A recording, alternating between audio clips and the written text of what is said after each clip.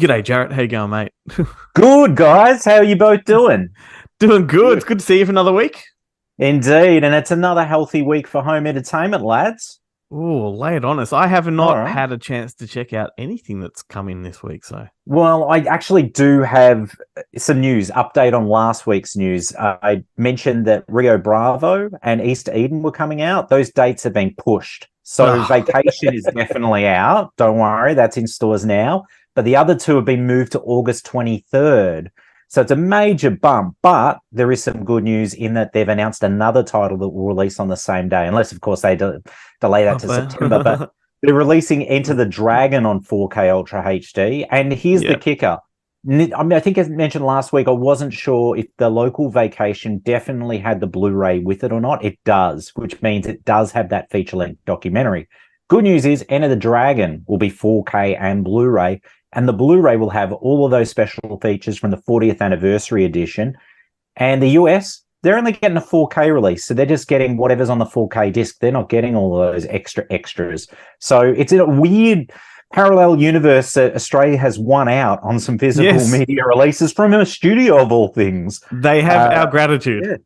Yeah, exactly. So anyway, August 23rd, Easter Eden, Rio Bravo, and now Enter the Dragon. But as for this week, the release, I'm generally really curious to see how this one's turned out. But Umbrella have released Razorback on 4K Ultra HD.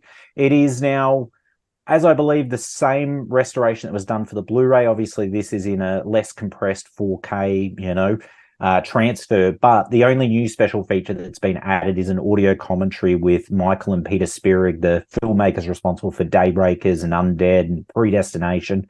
And I'm quite keen to hear how that sort of sounds. I mean, there was plenty of special features, as it were, so there's probably nothing more they could add except for licensing that audio commentary track from the Scream Factory release in the US with esteemed film historians Lee Gambit and Jarret Garn.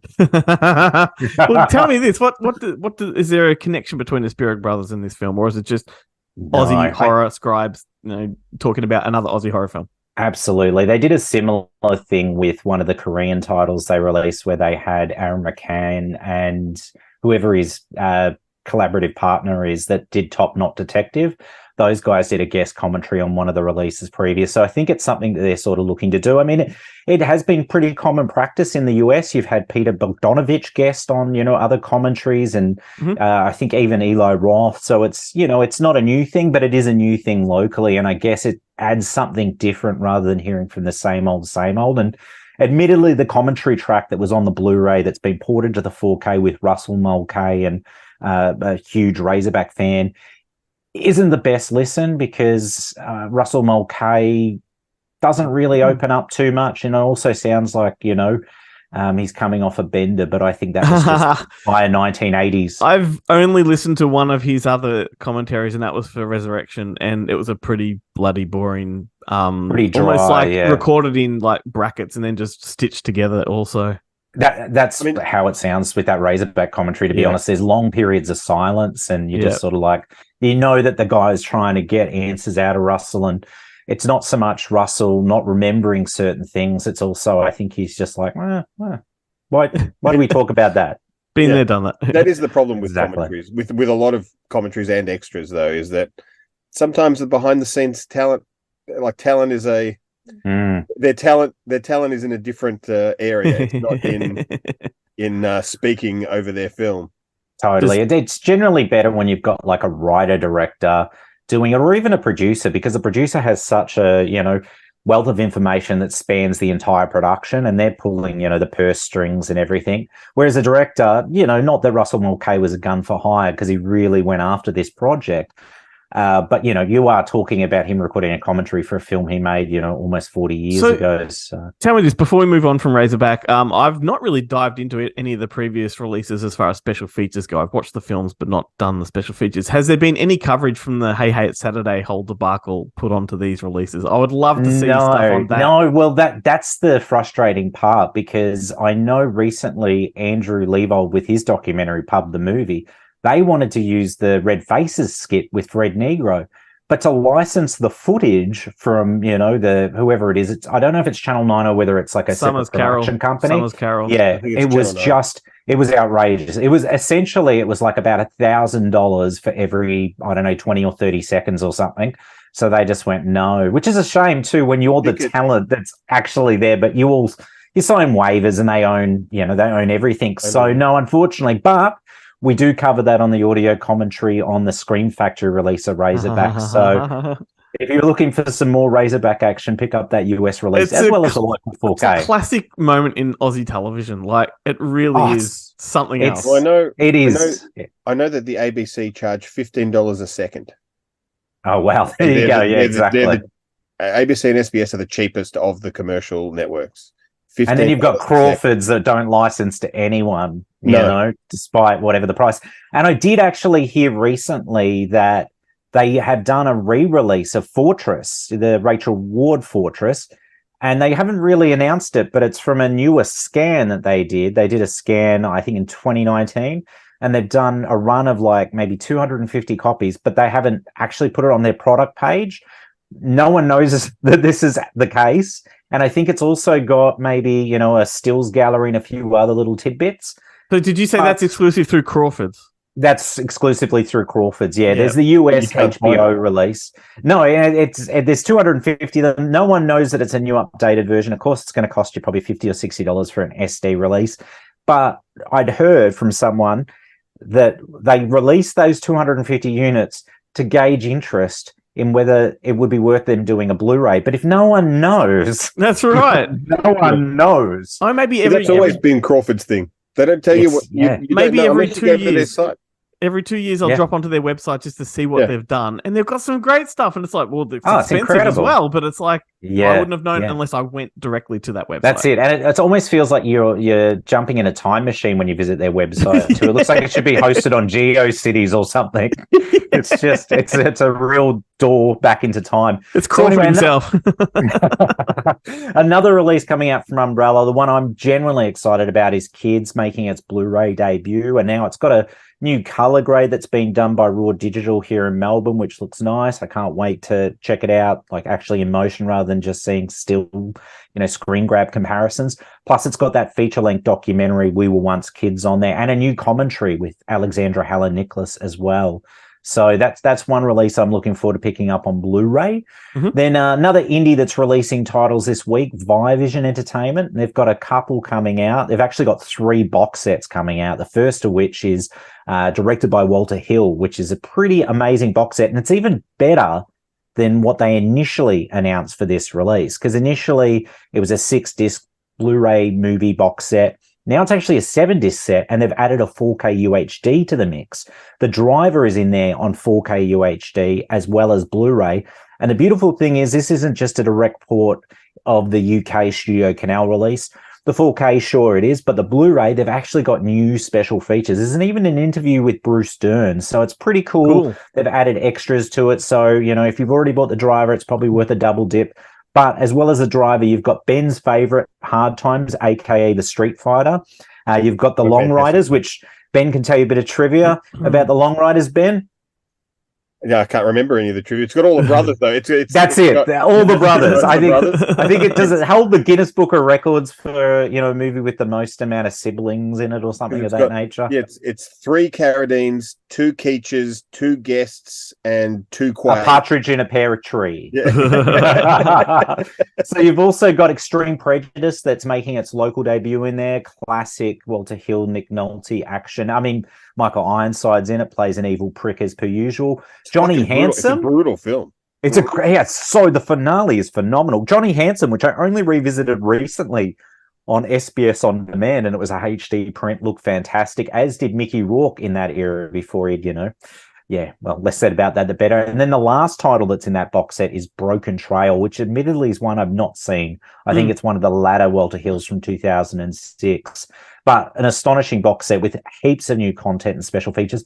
Although, admittedly, Ben, I don't think there's any content related to Hard Times, which is a shame, because they could have got like Andrew Nettie or Paul Talbot to do a commentary or something, being, Charlie Bronson sort of aficionados. But the other release, director box set they're putting out, director Sidney J. Fury, but it doesn't have the films that you gentlemen might want. It definitely doesn't have that Bronson one that you might want, Glenn, your Casablanca redo. Yeah, Casablanco or something, whatever it was called. Yeah. Cablanco. It came up in my my Just Watch feed when I was looking at stuff to watch, and I was like, "Oh, there it is." Oh, I'll be avoiding that one then. But this one's got a few titles in it. So I think it's got 5 or 6 releases. It's got The Lawyer, Little Faust, and Big Halsey. I think it is. That's the one that they mention on the offer. Have you seen? Oh yes, yeah, I did. I watched. Oh, it was gripping. I loved it. Like it was amazing. That's the one he goes to Robert Redford to. He goes to Mexico. That's right. To get him to be in. Which is because he wanted to free Al Pacino from his contract or something. Was it that one? Oh no, that was the diff. That was the other one. That was the other one. Yeah, the gangster comedy sort of slapstick thing. Yeah, that was a phenomenal series. I really hope they do a second series about another Paramount production. Yep, I was talking about that this morning. That'd be amazing. Doesn't even have to be the same cast. Just no, just start afresh. Exactly. Yeah. And it could be during the Robert Evans era, or it could be post that. But anyway, anything that's had a colourful production. Yeah, absolutely, and something of an era. I don't want to see them making the reboot of Bad News Bears with Richard Linklater, for instance. I've got no interest in that. There's Sheila Levine is Dead and Living in New York, and The Boys and Company C. So that rounds out that box set. Then there's another box set they're putting out, but this one's an actor focus one called Film Focus Gene Hackman. And it's actually got some of the lesser known works of his career. So it's a good box set to pick up. All Blu-ray debuts likely, possibly even some global Blu-ray debuts in it. But it's got I Never Sang for My Father, which I've never seen. Bite the Bullet, which I think is a Western I haven't seen. The Domino Principle, which I have seen. And then March or Die, which I haven't seen. So that'll really round out my Gene Hackman binge that I've been doing for I don't know how many years now, but that's a real disappointment that because I thought when I heard that they'd announced a Gene Hackman box set, I thought finally Welcome to Mooseport's going to get the treatment. Yeah, but no, it's the last Hackman movie, but we all know that's trapped in in hell. It's trapped in Disney's little cap, because it was a Fox title. So sadly, the dust off my DVD. That's you've just triggered me, Ben. I have a hankering for Welcome to Mooseport now. I was surprised by how much I enjoyed it. I'm not a fan of Ray Romano for the most part, but I actually really enjoyed that. And knowing it was his swan song for Hackman, it was a sweet effort. But it's a strange note to go. It would have been great had he gone on, say, Royal Tannenbaums or something of that nature. But anyway, and then the only other distributor I will mention that's releasing a title this week that I'm excited to check out, haven't seen it yet, is Madman, and they're releasing Marlowe on Blu-ray and DVD, which is the latest feature from Neil Jordan with Liam Neeson in the lead. And it's Liam Neeson finally playing a role that doesn't see him extracting revenge on someone that's a family member or something of that nature. An iconic role too, Bogart. Absolutely. Marlowe, absolutely. So yeah, I'm eager to check that one out. Isn't there a James Garner movie called Marlowe as well? Is that the? Don't know. It's another private detective film with Rita Hayworth. It was the big Rita Wilson, Marlowe, wasn't it? No, the one from Rita Perlman. That's Rita Rutner. No, the one from Ripper Rita. Yeah, that's where I was going to go next. The New York, the movie that Spielberg remade last year or the year before. Oh, West Side Story. Side Story. Sorry. Yeah, Rita, whatever her name is from that. Ah, yes. Of Why course. can't I remember her last name? Jarret almost went down the Pet Shop Boys biopic then. Hey, and just on a note, Ben, you were somewhat correct with Electric Dreams. Phil OK is from the Human League. How many times it is? He is from the Human League. He is from the Human League. The connection that you made with Giorgio Moroder doing the music. So there you go, gentlemen. Yes, no, I listened closely. Did you break your phone after? Did you yell at it like you're wrong? Yeah. I've got a screen here that I can just like give a little punch to every now and again. Like, what Jarret didn't hear on that show was how much I took out of that show. Oh, did you cut? I cut quite a bit of stuff we both said. And that's why you're back again this week. I think you guys are responsible for killing Stitcher, though. I'm pretty sure they just cancelled the platform because it is like, I don't know. You just got to cut it off at its head. Yeah. I've just looked it up on just while we were talking. In 1969, James Garner James Garner, Rita Moreno, Gail Honeycutt, Carol O'Connor in a movie called Marlowe, where he's playing a private detective, Philip Marlowe. There you go. Was Lenny Von Dohlen in that? That's him. He was also in an episode of Red Dwarf, Back to Earth, one of my favorite episodes. Ben's a big fan of Lenny's work, aren't you, Ben? I am indeed. Those eyes. It's the eyes that get you. Lenny passed away, I think, last year. I know, at a really young age. Yeah, I think he was only probably in his late 50s or so. But he's passed away. He's left us, which is a shame. Yeah. So, happy note to end on. Martin Lawrence still walks among us. But thankfully, his crimes against cinema have seemingly stopped. No new big mummer movies for the last couple of years. So no, we'll let it slide. Bad Boys 5 is coming, or 4, whatever number. Yeah, and I mean, the last one was all right, and I think he was good in it because he was fairly restrained, and it did take a more serious approach. Yeah, well, he was barely fucking in it. Spent most of the time in a hospital bed. I hope that's not a spoiler for anyone that hasn't checked out Bad Boys for Life yet. If you haven't, you're the reason we haven't got Bad Boys 4 yet. It's in the works, though. It's in the works. But anyway, gentlemen, that's it for me this week. So until next time, stay physical, gents.